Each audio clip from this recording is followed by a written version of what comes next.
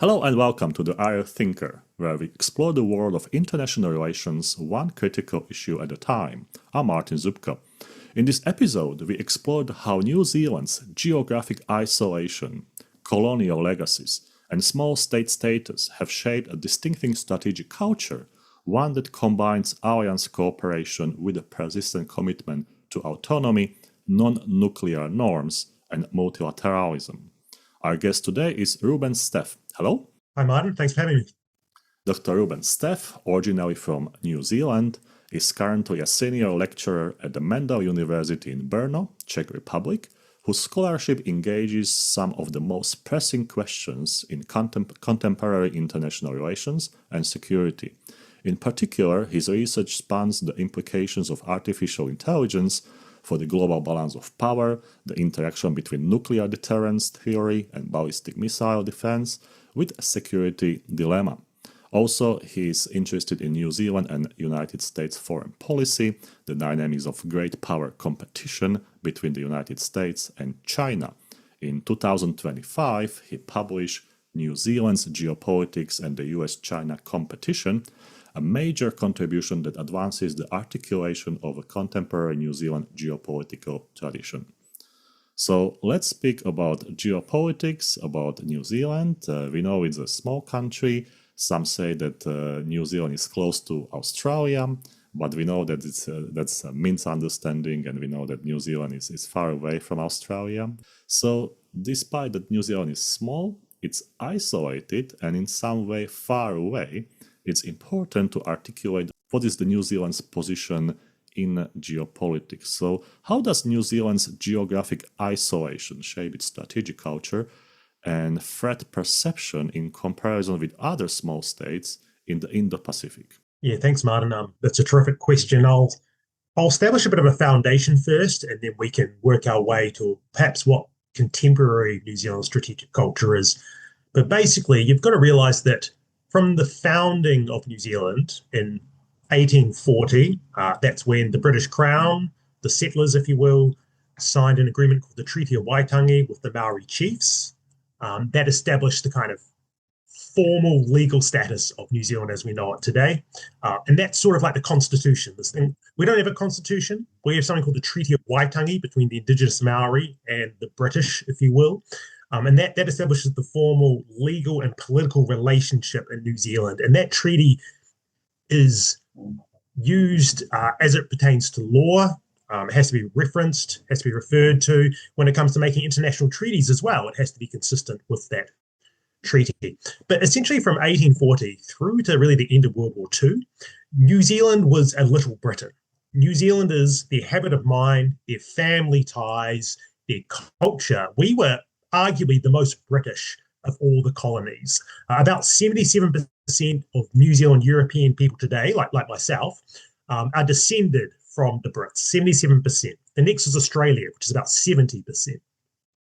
So our habit of mind for decades, for really a century or so, the countries we went to fight against were often Britain's enemies. Britain was a reliable market for us. We had guaranteed contracts for our agricultural produce with Britain. So just everything in New Zealand until about 1950 was embodied in this idea that we were small English people in the South Pacific. That means we were involved in the Boer War, and then of course World War I and World War II.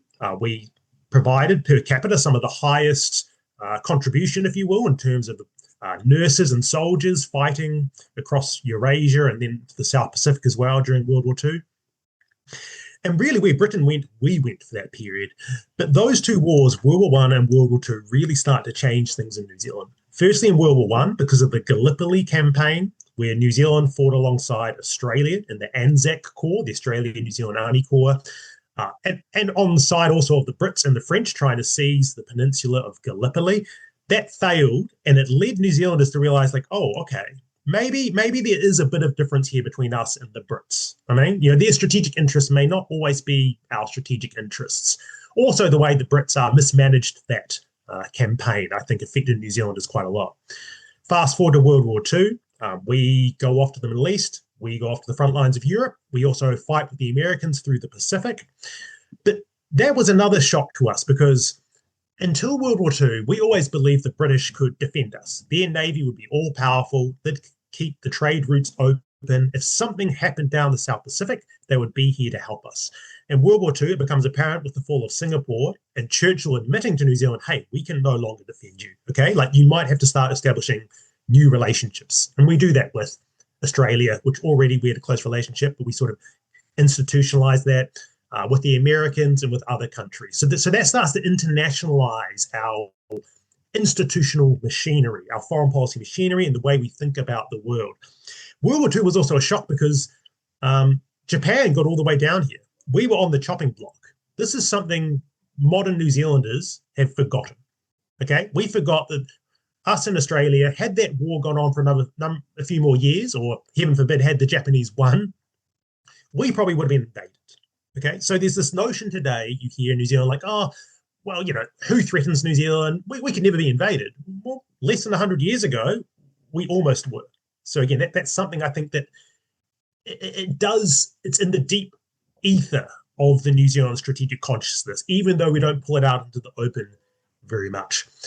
About 1951, that's when we start to transition formally to sort of US-led collective security of the rules-based order, if you will. We go on to Korea and Vietnam. We fight there. We fight communist insurgents in Southeast Asia. And we start shifting our security guarantor from the UK to the United States. Now, that is embedded in what was called the ANZUS Treaty between us, Australia, and the United States, essentially a NATO of the South Pacific, if you will, where it's a bit lighter than the NATO treaty, but essentially if us, Australia, or the US were attacked, through that treaty we would come to one another's defence, or at least consult and contribute to one another's defence. That ends in the 1980s because we passed legislation that bans nuclear weapons and nuclear-powered vessels, therefore US nuclear-powered submarines, from our territory. So the US then, through a Reagan executive order, unsigned the ANZUS Treaty with us, or they suspend their military commitments to us. So that's the end of the formal New Zealand-US alliance in the 1980s, even if today we're kind of a de facto ally, which we can talk about later. But through that process, through the 80s, an anti-nuclear stance becomes kind of part of New Zealand's identity. So the end of World War II, our identity starts to internationalize more. We realize we're not just a small little Britain anymore.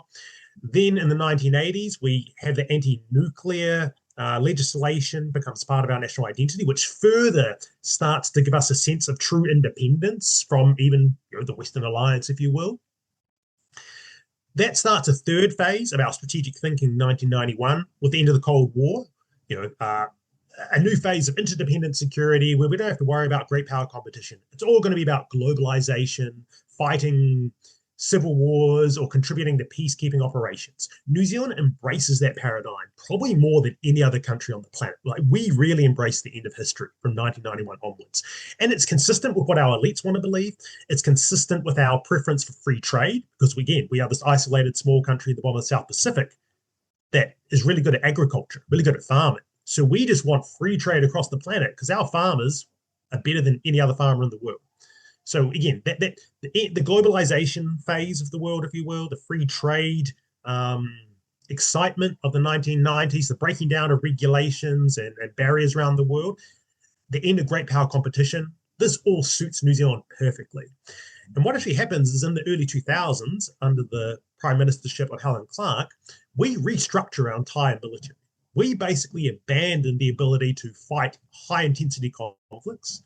We get rid of our Skyhawks. We get rid of an F-16 contract with the Americans. So we can no longer conduct actual kind of airstrike capabilities against other countries. And we shift towards a peacekeeping force that focuses on the army, because our belief was that, okay, we're going to go around the world now and help settle disputes. If there's genocide or humanitarian emergencies, we'll have a military that specifically can contribute to that. It can't defend New Zealand anymore because that doesn't matter, right? It's not about defending your territory. It's about helping other countries get on their feet and restore order. That, I think, lasts until about 2017, until the Americans in 2017, through the national security strategy, say great power competition has returned. And it's not just the Americans in 2017 that say great power competition has returned and New Zealand starts shifting its strategic viewpoint and starts hardening it, if you will, going, oh, the prospect of conflict in the Pacific is actually returning. It's also that we start to see signs of foreign interference by China in New Zealand's affairs and Australia's affairs. We start to see China push further into the South Pacific island nations to our north, which is our strategic depth, if you will, and of course was threatened in World War I and World War II, hence starts to trigger that concern we have in the back of our minds that maybe we could see the militarization of our region, and who knows, military installations being set up that could threaten us in Australia. So we start to have the structural pressure in the material realm. And China's strategy in the South Pacific starts shifting, it seems, from kind of being fairly benign about trade and aid and infrastructure, increasingly to looking to get into the security domain, into policing agreements, into logistics access agreements. And we are concerned about them trying to find a military base in the region. And it's not just us that worry about this. It's US intelligence that talks about it. The Australians talk about it. Because after World War II, the South Pacific, or the Pacific writ large, really becomes kind of an American lake, becomes a kind of Western sphere of influence. And we don't want to see that change. But look, I'll just point out there's one other paradox. There's a profound paradox in New Zealand's strategic culture right now, which is that, you know, we do have this sense of isolation. You know, we don't think we're going to be threatened today, tomorrow, next year, what have you. And that means we do feel a sense of security that most other countries in East Asia, Southeast Asia, or even Australia can truly feel, right? But we rely upon connectivity. We rely upon sea lines communication, undersea cables, satellites. We need the rules-based system to remain open and consistent. We need the boats to keep coming because New Zealand is so fundamentally dependent on the world. Everything in New Zealand, from the smartphones to the inputs into our vehicles, come from abroad. We don't really produce almost anything in New Zealand except agricultural products to export overseas.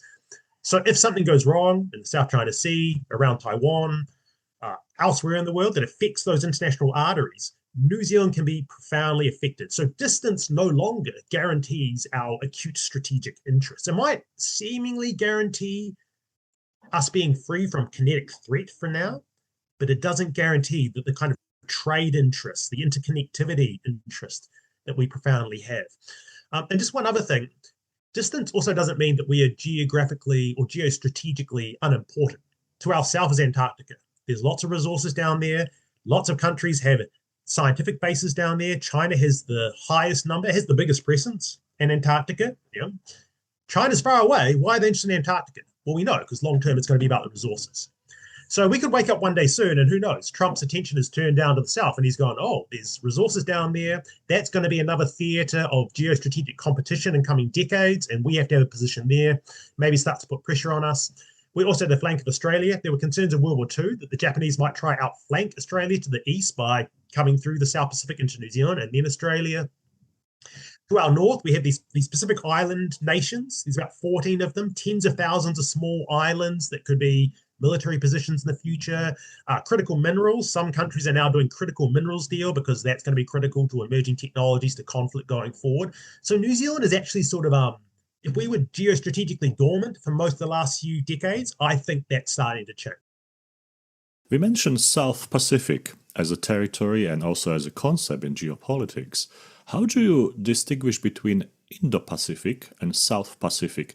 Which one has bigger or stronger influence or impact regarding geopolitics? This is when our listeners or viewers probably want to just get out a map and put in your Indo-Pacific and then put in the South Pacific.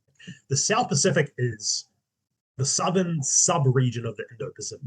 If the Indo-Pacific is, Northeast Asia, down to Southeast Asia, into the Indian Ocean, just south and southeast of Southeast Asia is Australia, which is the world's smallest continent, and then the South Pacific to Australia's east and south. And that's us and the South Pacific island nations. Geostrategically, it's sometimes called the third island chain of the American strategy against China, right? First island chain is sort of Arctic Japan, South China Sea, so around China. So an arc coming out of East Asia from China. Second island chain kind of goes Japan, down to Indonesia, the Philippines. The third island chain goes all the way out to Hawaii, then straight down south to the South Pacific island nations, and then to New Zealand itself.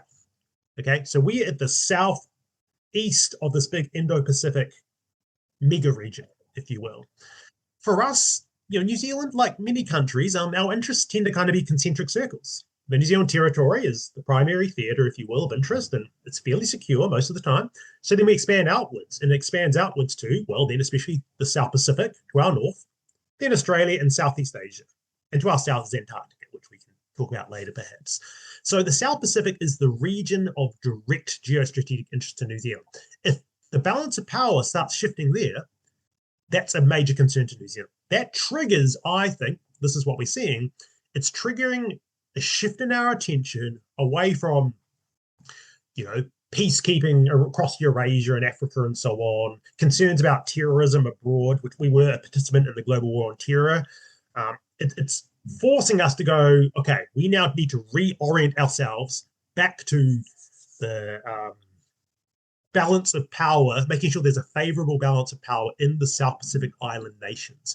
And those countries, if you don't know, most of them are very small, micronations, very vulnerable, high levels of corruption. Economically, it's very difficult for them to be self-sustainable. They need external trade, but more than that, they need external assistance, capacity building, help when there's disasters. There are natural disasters or where there's civil conflicts between different groups in those islands or between the islands themselves, which hasn't happened too often, which is quite fortunate. But they really rely upon us, the Australians, the Americans, and increasingly China, to be the one that provides them with all this assistance, provides them with aid, helps build infrastructure, helps train their police forces and everything. So they're very, very fragile, unfortunately. If you look at the list of countries most likely to be affected by climate change, a number of the South Pacific Island nations are right at the top of that list as well. So this makes them quite vulnerable as well, as you can imagine, to external powers that might want to find, not just expand their influence, but start to institutionalize their presence in the region and start to perhaps look towards security and military cooperation for their own interests in the broader great power confrontation between China and the United States. We mentioned Treaty of Waitangi already. And my question would be, how do Maori perspectives and this Treaty of Waitangi, when we articulate its principles, which is partnership, participation, and protection, shape New Zealand's external relations? Because when we speak about security, when we speak about geopolitics, there is automatically the notion of cooperation, alliances, partnerships. So you said New Zealand doesn't have constitution, if I understood this correctly. So is this the major agreement or major treaty that you must articulate when you are trying to get geopolitical partnerships? I'm not an expert of the treaty. We do have legal experts in New Zealand, but it is the foundational document. It is kind of a substitute constitution, even though it's not that comprehensive or as enforcing all the time. But it's kind of used by the courts, by lawyers in New Zealand as a reference point constantly. When the government is making legislation in New Zealand, it wants to build new roads, it wants to do new resource agreements, it has to be made in reference to treaty principles. As it pertains to foreign policy, that's an interesting question, because what we've seen in recent years is when it comes to free trade agreements New Zealand has signed, and we love to sign free trade agreements, right? We try to do it as much as we can for a range of reasons. Increasingly, it's because we need the resilience. We need, if something goes wrong with a big trading partner or part of the world is consumed into chaos, we need to be able to find alternative markets for our exports, especially agriculture. So recent free trade agreements have had provisions in them related to the treaty, sometimes carve-outs for Maori business interests, because there is a sizable part of the economy that is kind of called the Maori economy now, if you will. In terms, but it doesn't, if there are treaties are signed with foreign interlocutors, the treaty has to be taken on board, but In the day-to-day diplomatic operations of New Zealand, it doesn't. Okay. Now it is brought in terms of the rhetoric, in terms of ceremonies. There is a unit in our Ministry of Foreign Affairs and Trade, a Maori kind of foreign policy unit, if you will. But, you know, New Zealand is a country like any country with material interests. And sometimes those, when interests, when things become more serious in the world, when priority interests are involved, the treaty, the kind of Maori, what would you call them, principles of reciprocity, of relationships, which are also kind of traditional diplomatic principles, if you will, sometimes that's set aside, right? They might be part of the rhetoric, but the deep material interests, of course, are there. They sometimes will have to subsume that. But look, I will just say from 2020 to 2023, we had a kind of what was called the Maori foreign policy of New Zealand. Our Minister of Foreign Affairs and Trade, Nanaia Mahuta, she is a Maori woman and very proud about it. And she tried to bring this in much more formally into New Zealand foreign policy. But with our current government, a conservative centre-right government coming to power, they have essentially dropped all of that. In fact, they have tried to strip out a lot of that rhetoric from their foreign policy. They have wanted to go back in their kind of reading of things to a more traditional foreign policy. So it kind of waxes and wanes to some degree.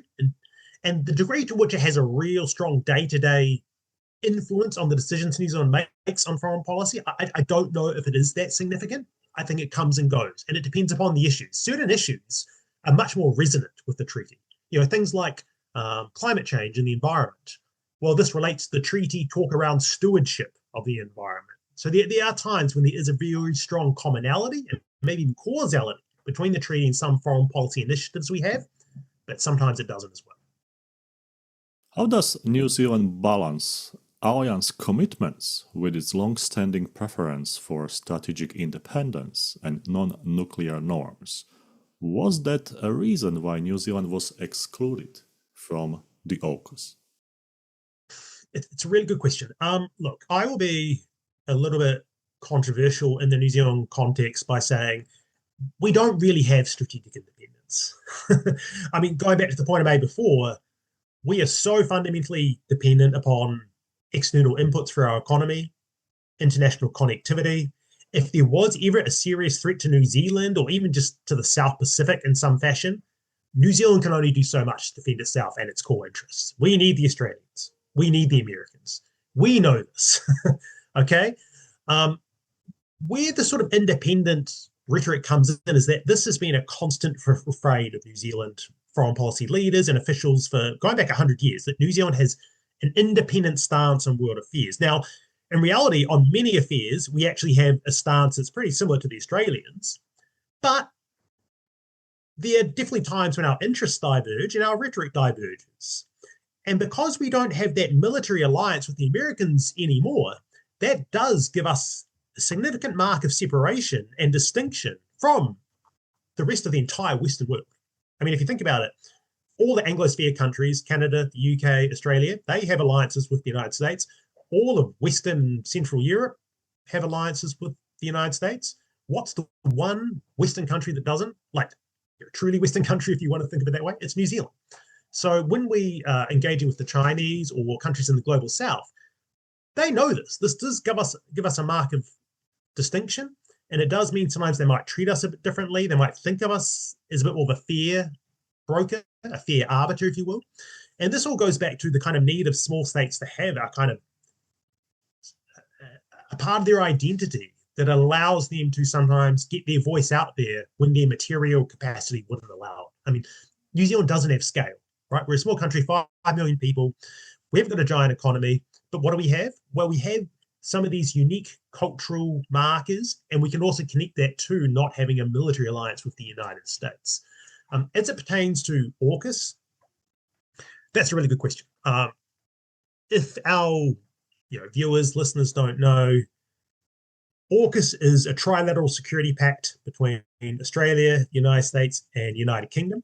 It contains 2 pillars. Pillar 1 is, quite frankly, an incredibly ambitious military industrial effort to transfer in coming decades nuclear capability, in theory civilian capability, but also nuclear submarine propulsion industry to Australia from the UK and US, right? And these nuclear-powered submarines, they are some of the most sophisticated, advanced military platforms on the planet. So for the US and UK to do this, to transfer it, to help Australia build the industry, the know-how, have the human capital to do it, that is going to be a decades-long project. And as you probably know, there's been debates recently as to whether this will ever be achieved, because the United States, I mean, their shipbuilding capacity is it's almost nil at the moment. So they have their own interests in being able to regenerate their own, naval shipbuilding and submarine building capacity. It's going to cost Australia hundreds and hundreds of billions of dollars. So it's become controversial in Australia itself. Nonetheless, progress is being made. But New Zealand is excluded, and we will remain excluded from that. New Zealand doesn't need nuclear-powered submarines. It hasn't got the money for them. It doesn't. We already have the legislation from the 1980s that means we can't do it. And for the time being, the New Zealand government has said that anti-nuclear legislation is non-negotiable. Okay. Now, eventually, there's going to be a tension there, because if our only ally in the world, which is Australia, our only military ally, if eventually they have nuclear-powered submarines, can we still be allied with them? What if there's a threat to us down here? Are we just going to say, well, it'd be great if you come save us, Australia, but you can't send your nuclear-powered submarines? So eventually that's going to have to be reconsidered, I think. But nonetheless, Pillar 1 is not a consideration for New Zealand right now. What is Pillar 2 of AUKUS? So that's where the AUKUS powers agree to share advanced technology, AI, quantum, cyber, hypersonics, EW, undersea systems, defense, innovation, integration in general. So AUKUS Pillar 1 and Pillar 2 are slowly, really, I think, creating or will create in time a kind of unified military-industrial complex between the US, UK, and Australia. And that will extend into the most significant critical emerging technologies. Now, if you're New Zealand and you want your military to remain interoperable with Australia, but also with the Americans, because we're kind of a de facto ally again, even if we don't have that treaty, we join their maneuvers, we import their technology, we have to buy military equipment from America. If we want to remain interoperable with our Anglosphere partners in coming years and decades, we may have to get those technologies in AUKUS Pillar 2. So the easiest thing to do would be to formally join AUKUS Pillar 2.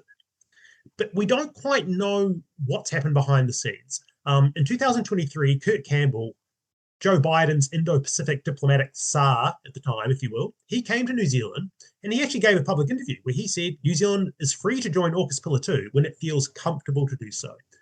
Because he was aware that, hey, this could be politically explosive in New Zealand, because AUKUS Pillar 2 can be tied to Pillar 1 really easily. People maybe don't know the difference, and then you get a lot of commentators coming out and criticizing it, which is actually what happened anyway. So he seemed to open the door to New Zealand. But we don't know if the actual formal invite ever came, because there's been official documents released that have said that that invite hasn't come yet, even if Kurt Campbell kind of publicly said we could join one day. We also, Canada, Japan, other countries that have expressed interest in joining AUKUS Pillar 2 haven't joined as well. So have they not been invited, or have they kind of joined certain aspects of the kind of collaboration on these advanced technologies, but for sort of reputational reasons and political reasons, the US government has just said, hey, look, we'll let you join some of this stuff, but let's not talk about it publicly. Let's not make you an actual formal member. There's also the concern that, of course, as these agreements expand, then perhaps they sort of dilute and become a bit more unwieldy. But also, can we contribute anything to AUKUS Pillar 2? Because we're already sometimes accused of being free riders. So if the United States, especially on the Trump administration, which is concerned about free riders, they might say, well, New Zealand, you can join AUKUS Pillar 2, but you're going to pay to play. It's going to cost you tens of billions of dollars. Meanwhile, New Zealand has a big cost of living crisis. Our economy has been stagnant for 5 years. So politically speaking, for a whole range of reasons, you can imagine the New Zealand government might be like, well, look, we can't pay to play in this, okay? We do have some really promising tech startups. You probably heard of Rocket Lab as well, which is no longer a startup, but it was basically just built in someone's backyard in New Zealand. And it's now a frontier space launch company internationally. It still has space launch operations in New Zealand, even though it's now essentially an American purchased company, right? We had to get external investment for that. New Zealand has lots of other promising tech startups too that could eventually have military applications. It could plug into something like AUKUS Pillar 2. So I think that's a consideration too. Okay, how do we how do we hold on to these tech companies when we will need external investment? And where's that probably going to come from? The military, for military purposes of Australia and the US. So I don't know if New Zealand is, I suspect we are negotiating and talking about these things behind the scenes with the AUKUS countries, but whether that's eventually going to lead to some formal partnership or instead just sort of de facto partnership, where on certain aspects of these technologies, we do cooperate, we do allow our human capital, some of our tech startups to plug into AUKUS, but we just don't officially announce it because that could be politically controversial for this government. That may be already what's happening behind the scenes. When we see that non-nuclear debate in New Zealand, how is it at the moment? Are people still committed to keep it, so to be non-nuclear, or are there any voices that are saying, look, the geopolitics is changing, everything is changing, the whole world is very dynamic at the moment, so maybe that commitment is not on the table right now and we should maybe do something differently. Is there such a debate? So there was a big debate about AUKUS in the last few years, about AUKUS Pillar 2, even though that debate probably got a bit ahead of where the sort of formal diplomatic conversation perhaps was. As it comes to this other issue, I'd say there's a little debate percolating under the radar.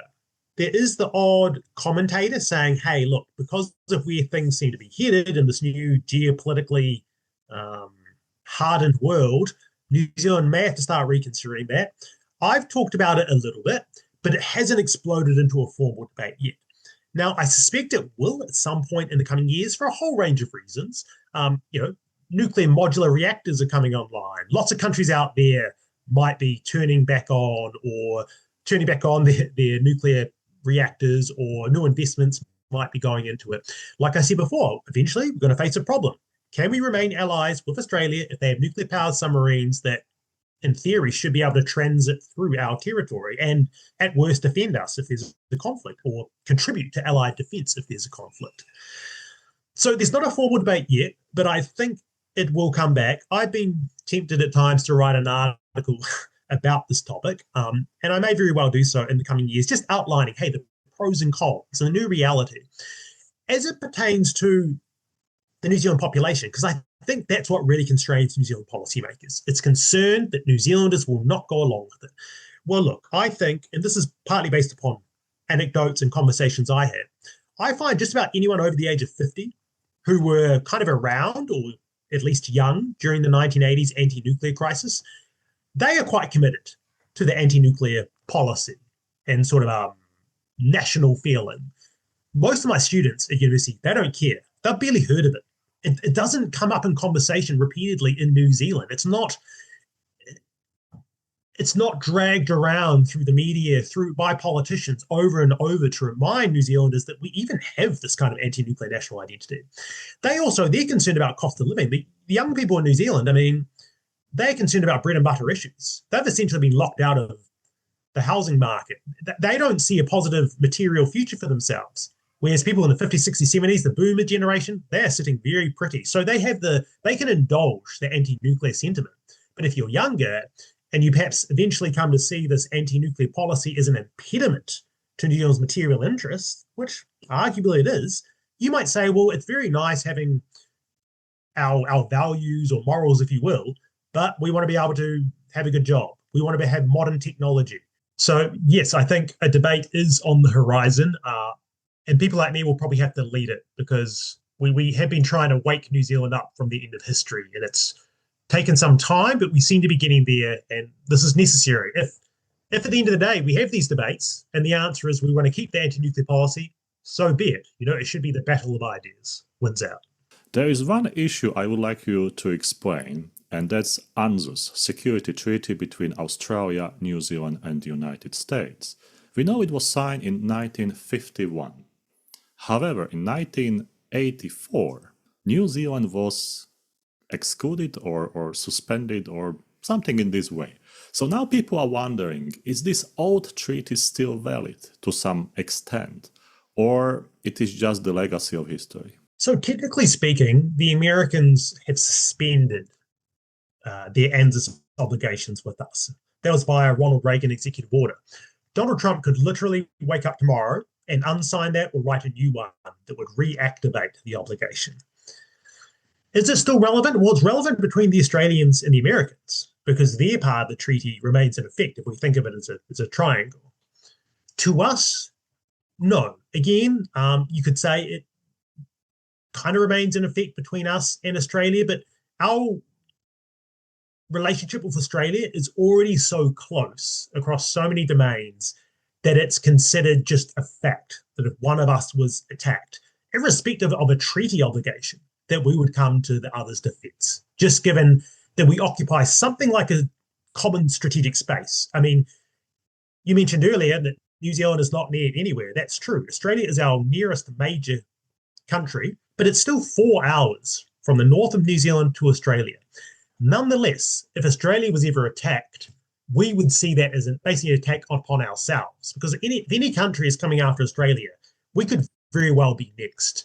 And just the emotional ties, the family ties, the cultural ties, the economic ties, we are two of the most integrated and similar countries on the planet. Some New Zealanders might not like me hearing me say that, but it's just fundamentally true. If I travel abroad and I meet a German person, a Chinese person, a Russian, and an Australian, meeting the Australian is basically the same as meeting a New Zealander. And that's kind of how we think. Do you see any issues in cooperation with Australia? Because you said it's a country which is closest to you, but still, as academics, we must have that critical point of view. So are there any issues that you consider as important to underscore when we speak about Australia and New Zealand? Yes. At times there has been a divergence of worldview, partly because of geography. Australia is proximate to Southeast Asia, Eurasia.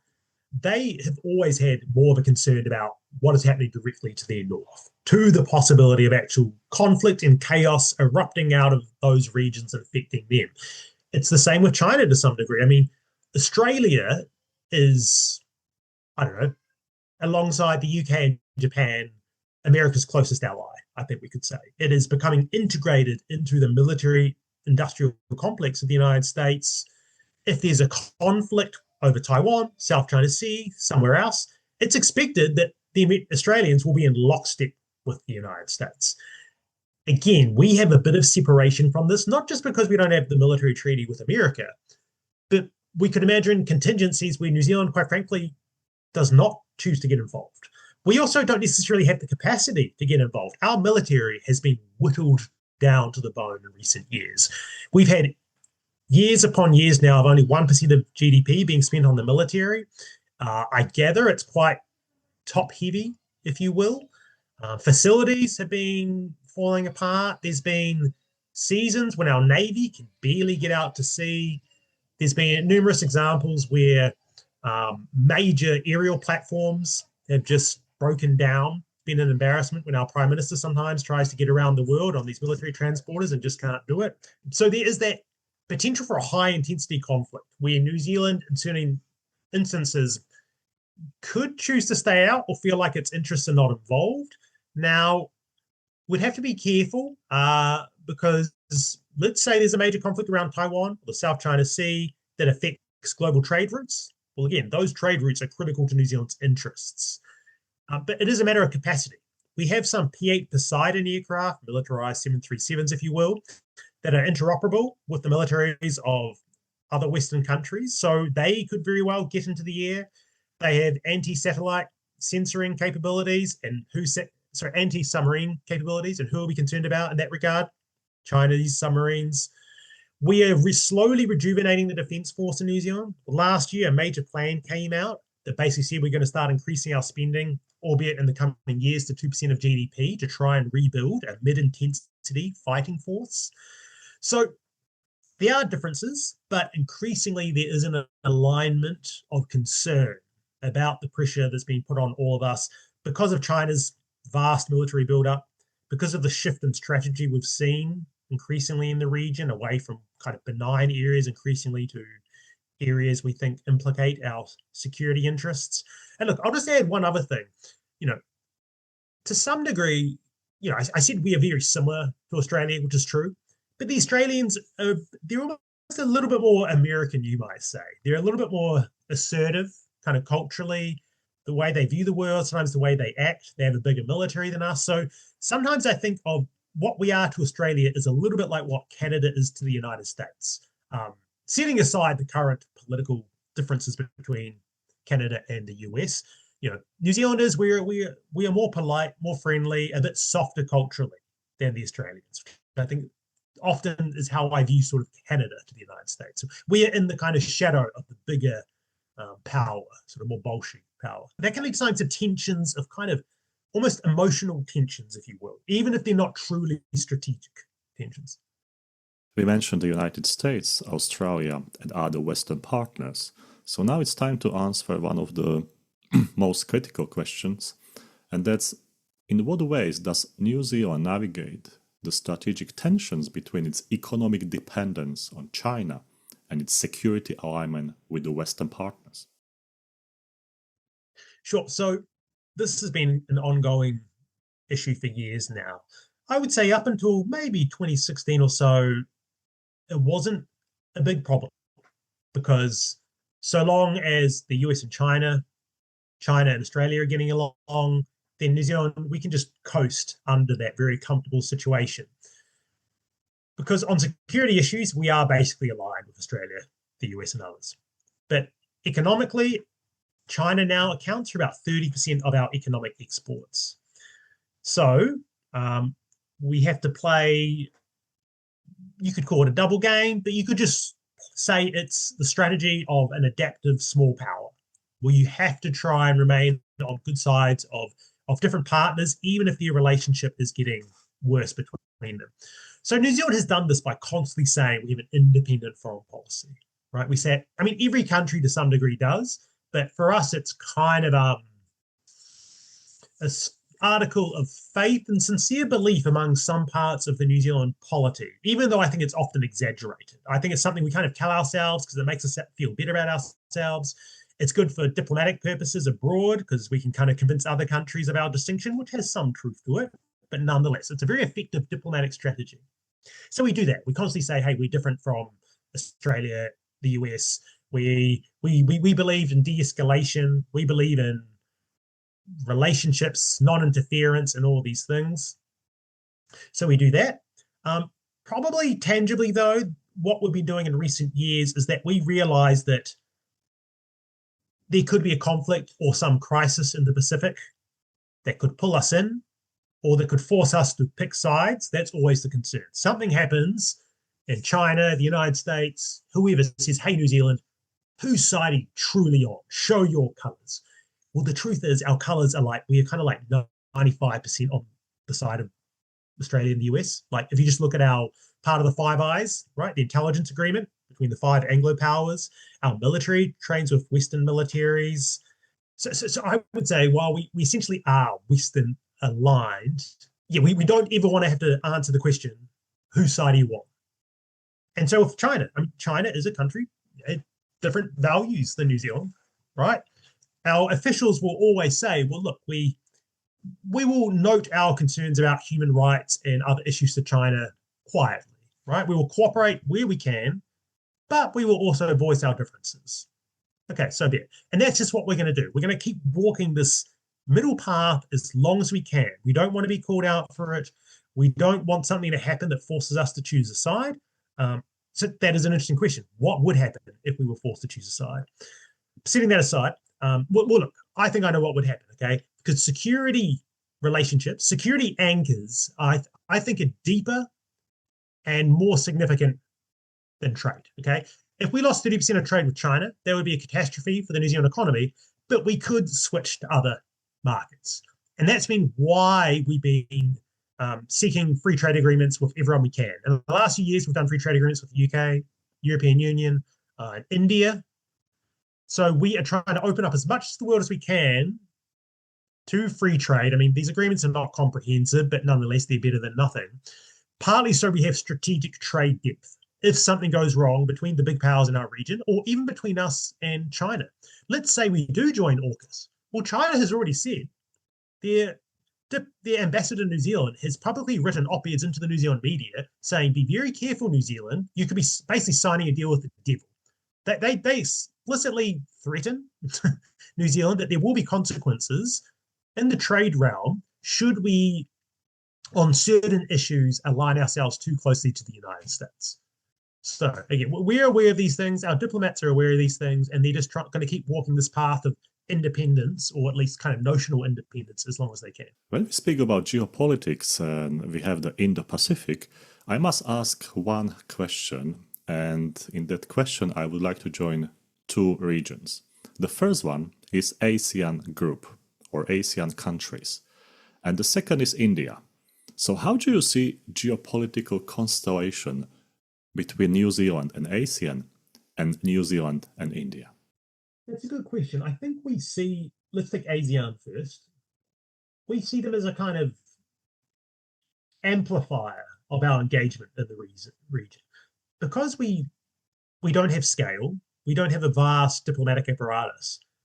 It means any organization out there where we can send some diplomats to and they can engage with dozens of countries, that's perfect for us, right? It lowers the costs of doing business, so to speak. We also see ASEAN as pretty critical to the region in the sense that they have principles and norms around non-interference, around de-escalation, around kind of inclusivity and reaching agreement collectively. We really like this kind of thing. And in a region where there are increasing geopolitical tensions and the risk of conflict, we want as many partners as we can that are arguing against that are saying, hey, we need open multilateral systems. We need to focus on trade.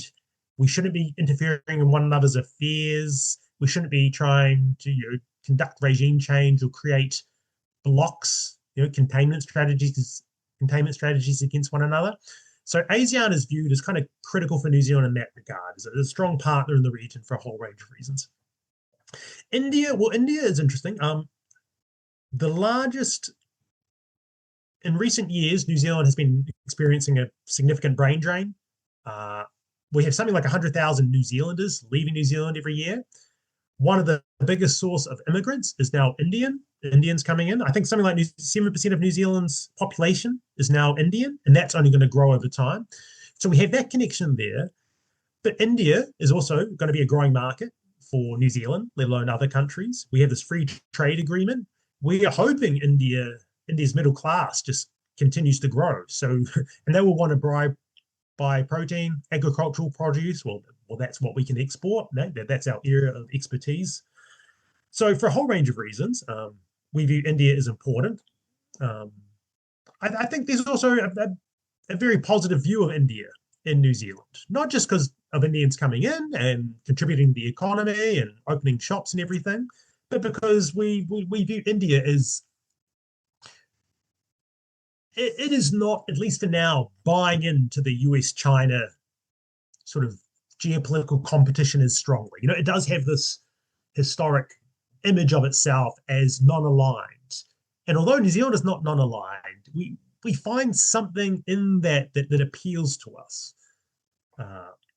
I guess you might also say, look, there's a worst-case scenario where India eventually, as it grows and builds out its navy, starts to project more and more power into the Pacific itself.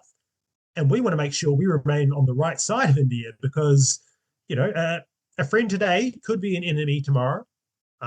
We are in this increasingly multipolar system.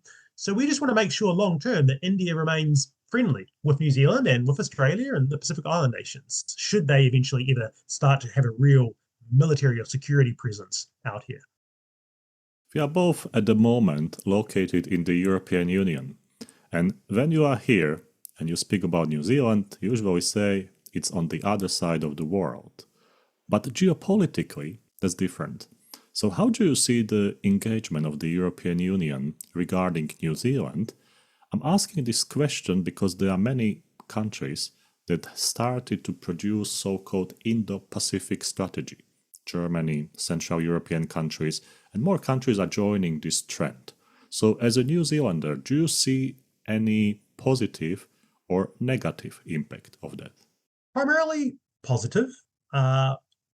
I mean, New Zealanders have a very good view of Europe and the United Kingdom for obvious reasons. As you say, I know the Indo-Pacific, so I know Europe, different countries, and even Europe writ large, I think, has had a kind of greater push in recent years to try and promote itself into the Indo-Pacific. Some of that has been felt in New Zealand. Um, we have New Zealand academics, they have research grants where they work with European partners on kind of Europe-Pacific affairs.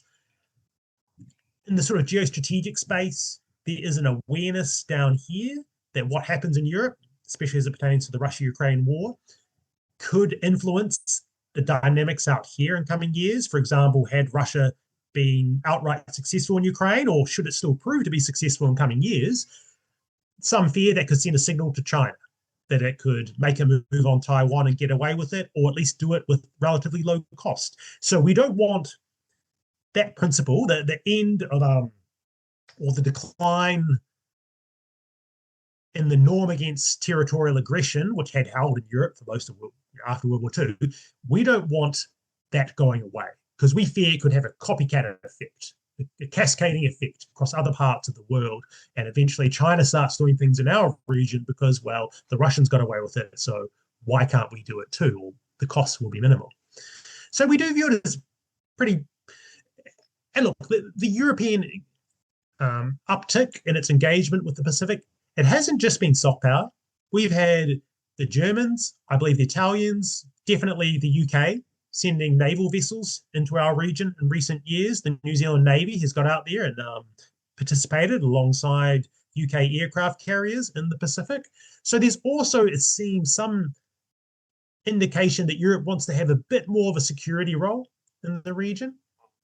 When we look at the South Pacific island nations, well, France has a role there because of New Caledonia and other positions it has. So these things percolate in the region. The Europeans do get down here. I would say, though, I mean, in this increasingly multipolar world, I would not be surprised if Europe does take a bit more of a Europe first, sort of, again, concentric circles approach in the coming years. After all, if you guys really are going to start trying to balance or contain Russia's aggressions, well, we're hearing a lot about German, European, etc. rearmament. And it's going to be, I imagine, Eastern Europe is going to be the focus of that rather than, say, the Pacific, which is a bit more of an extended interest, I would say. The only other thing I would note here is that in the South Pacific, New Zealand and Australia want to be the two dominant countries, right? We don't want to militarize the region. We want to engage with the Pacific Island countries, which we have strong familiar interests. Auckland, for example, New Zealand's largest city, is considered the biggest Polynesian city in the world. There's more Polynesians from the South Pacific in Auckland than in any city in the South Pacific itself. There's a concern, though, that as China pushes in, that if other countries increasingly want to push into, whether that's the UK or European countries, that gives an excuse for China to do so, right? So I think there's a little bit concern of how many different external powers are coming into the South Pacific. When New Zealand, Australia, and to some degree the United States, we want to be the ones who are the major partners for the South Pacific. If China's coming in, and they've already come into the region, but if China can say, well, look, don't listen to these Western countries that are trying to keep us out, because, hey, look, also the French, the Brits, the Japanese, they're all here too. So what's so special about them? When all these other countries are coming in, it doesn't make sense for them to exclude us and not those other countries. So I think there's a little bit of concern that too many powers might be pushing in, and this just creates an excuse for really China to do what it wants in the region because it can say, hey, well, the Japanese are here, the Brits are here, and so on. When I read some papers about geopolitics and New Zealand, many times there is a phrase, hedging behavior. How to properly understand that regarding New Zealand? And what does it mean in foreign policy when we say New Zealand is using hedging behavior? I suppose the spectrum, to put it simply, of strategies states can use, right? They can do balancing where they try to oppose a kind of challenger, a hegemon, if you will. They can bandwagon alongside the greater powers where they essentially align their sort of security, military, diplomatic interests. Then there's a whole sphere called hedging of different forms. One way to think about this would be, say, take Malaysia, right? Malaysia, doesn't have a military alliance with any other country, as far as I'm aware. They have truly omnidirectional diplomacy, where they try to be basically just as friendly with America as they do with China. They are willing to engage just about anyone. And they're partly doing this, though, because I think they're waiting to see which way the balance of power tips. They want to make sure that if they wake up 5, 10, 20 years from now, and China is by far the dominant military power of Asia, that they've been on the right side of that. They don't want to oppose China now ahead of time in case they get it wrong. Right? Country like New Zealand, though, we talk about asymmetric hedging. So on economic relationships, we will deal with just about anyone. As I mentioned earlier, 30% of our trade now is with China. But when it comes to security relationships, we clearly are heavily weighted on the side of Australia, the US, and other Western countries. So that's essentially it, where you've given yourself the tiniest bit of room by not having that military alliance with the United States. But we're kind of about 95% of the way towards being a military ally, but there's still a bit of out. But our relationships are hedged differently when it comes to economic policy versus security policy. So that's the way I'd put it. It's that your economic and security anchors in an asymmetric hedging strategy are weighted differently towards different countries. But you still have a little bit of room to truly change sides if you had to. I don't think that's going to happen, but that's still there. Whereas a country like Malaysia is truly doing an omnidirectional hedge in every direction. How has New Zealand's response to the war in Ukraine affected perceptions of its geopolitical alignment? I'm asking this question because we know the world is watching carefully what countries are doing regarding the war in Ukraine. Yes, so I think New Zealand had no hesitation at criticizing and opposing Russia's invasion of Ukraine. And I believe it's been like that the entire way through the war. We have provided humanitarian assistance to Ukrainians. We've created special visas for Ukrainian refugees and Ukrainian family members for Ukrainians already living in New Zealand. We are helping to train Ukrainians in the United Kingdom. We have some contractors on the ground. Now, I know that that's individual, quite often former military people going over there, but nonetheless, it's still another connection. Because we want to oppose conquest, quite frankly. And we want to oppose larger countries violating international law and invading smaller countries, right? We are a small country. Ukraine is, relative to Russia anyway, a small country too. Again, relatively speaking, much larger than New Zealand, but you take my point. We had to create an autonomous sanctions regime to sanction Russia because the UN Security Council could not sanction Russia. We had for the first time to create an autonomous sanctions regime. That, to some degree, went at odds with New Zealand's commitment to the United Nations as kind of the apex of global authority, you might say. We truly had hoped that the United Nations, after the Cold War, would become something like not necessarily a world government, but would start to take on would have the kind of normative power to act like that. And clearly that's broken down. So our sanctions all used to be done in accordance with UN mandated sanctions. This is the first time we've had to step outside of that and create our own unilateral sanctions regime. And that was a significant market. There was a significant signal in New Zealand that we were willing to go that far. Now, it's tricky to know how other countries have viewed what New Zealand has done. Clearly, Russia has not been happy. We are designated an enemy country or something like that by Russia. Our officials, some academics, journalists have been sanctioned by Russia. China, I think, has not really had much of a view. I mean, clearly China is on the side of Russia. Whether that's purely for transactional reasons or because there's any strong ideological affinity between China and Russia, I don't know. But China, I'm sure, would be happy if more and more Western countries were not supporting the sanctions regime and trying to counter Russia in Eastern Europe. But nonetheless, it hasn't affected our relationship with China. The Global South, I think, has taken different stances on the conflict. Quite frankly, I think some countries in the Global South see this as the West's comeuppance. That, the West has had this double standard, so to speak, where, the US talks about the rules-based system and then goes around and violates it when it feels like it. And clearly Trump's rhetoric is kind of deepening that sentiment. So perhaps some global South countries have looked at New Zealand and kind of gone, well, you're meant to be independent. Why are you on the side of Ukraine and the West in this conflict? But again, we're a small country. We can, sail under the radar quite a lot. And so I just suspect that's what it's done. I don't think it's really affected our relationships with countries in the global South. I think, Western countries, European countries, Ukraine, obviously, Australia, they are pleased that New Zealand has showed what side it is. It's reified our commitment to kind of, the rules-based system, such as it is these days, but to liberal norms and principles. So I think it's pleased our Western partners.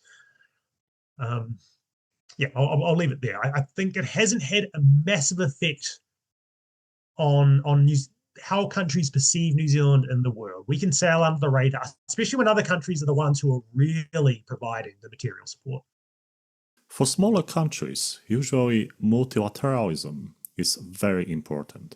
However, in this world, we see that multilateralism is broken, it's not as effective as people would think. Some people say it's completely gone, other people say that there is still some hope for countries to come together for peaceful purposes and security. How do you see New Zealand in multilateral institutions? And is there any multilateral institution that is crucial for geopolitics of New Zealand? It's a good question.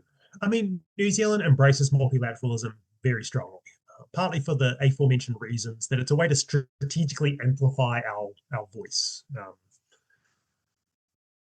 We also think that the more countries that are bound by norms, principles, behaviors that multilateral organizations embody, the better it is. It ties us together. It means we're going to talk more, jaw rather than war. At the same time, as you mentioned, the multilateral space is currently highly troubled.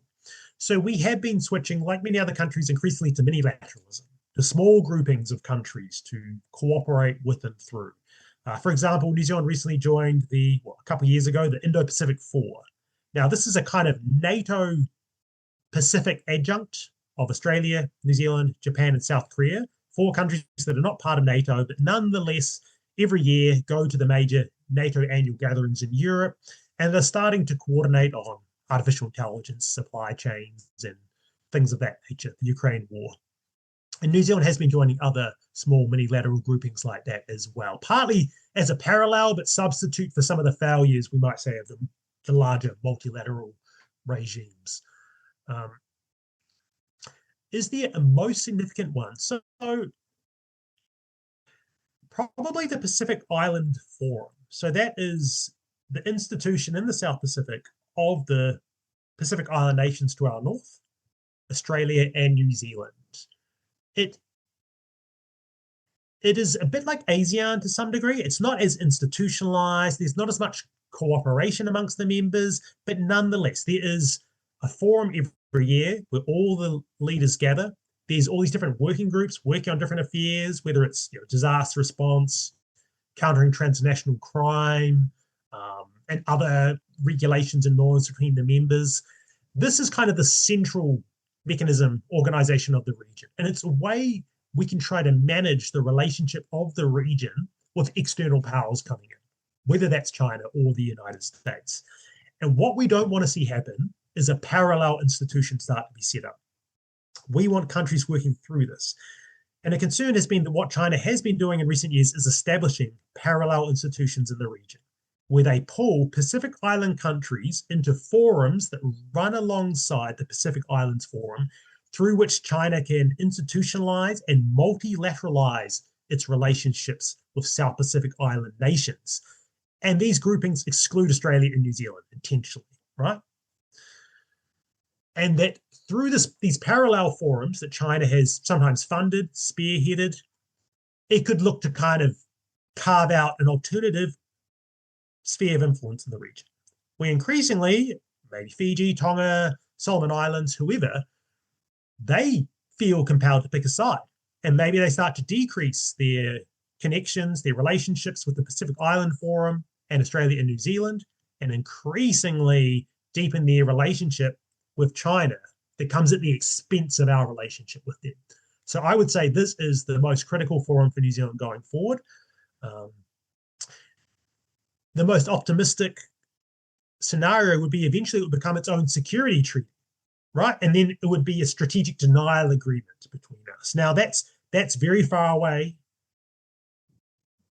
You know, if it ever comes into being, that may be years or decades away, but that might be the most ambitious direction it could head. Short of that, perhaps it can still remain a kind of inclusive grouping, not just between us, but there's lots of observer members who come. America, European countries, Japan, China comes too. So it's kind of this kind of softly inclusive organization, short of eventually moving towards something that's a bit more at the harder end of things. And again, I don't know if we'll ever get there, but that may be where some Australian and New Zealand officials hope it could get one day. And therefore kind of cement a kind of sphere for us. Reuben, many thanks for your research insights. New Zealand, small, isolated, far away, but geopolitically very interesting topic to research. So I would like to encourage researchers and junior researchers to have a look at New Zealand. I think there are so many links, even multilateral, bilateral, or as you said, minilateral, that are very important. I think there is energy security. There is security as a national security and many other issues. So, Reuben, many thanks again for being on Our Thinker. Thank you, Martin. I appreciate it.